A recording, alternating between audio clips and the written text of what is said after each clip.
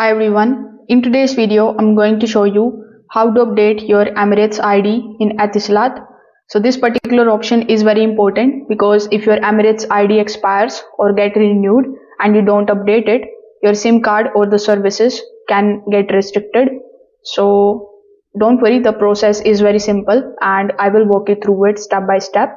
So first of all, let's talk about when you need to update your Emirates ID.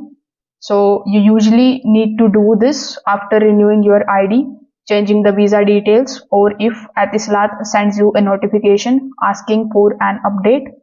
So in order to update it, first of all, you need to open your Etisalat application on your phone. Over here, simply tap on the option of login on the top right hand corner of the screen. In order to log in, you can either continue with the help of your E and UAE account number. You can continue with the help of your UAE pass username, or you can continue as guest. So whichever method you choose, you just have to log in into your account first. When you do this, simply look for the option of KYC update or update Emirates ID. Most probably you will find the option over here on the home page.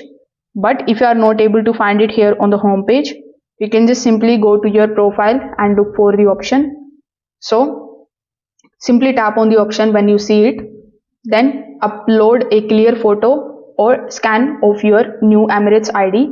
Just make sure that both front and the back are visible if requested. Then submit your details and you are done.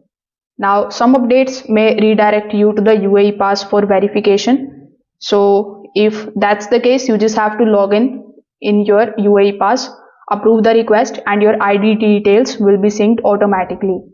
So with the help of these two methods, you will be able to easily update your Emirates ID in Etisalat.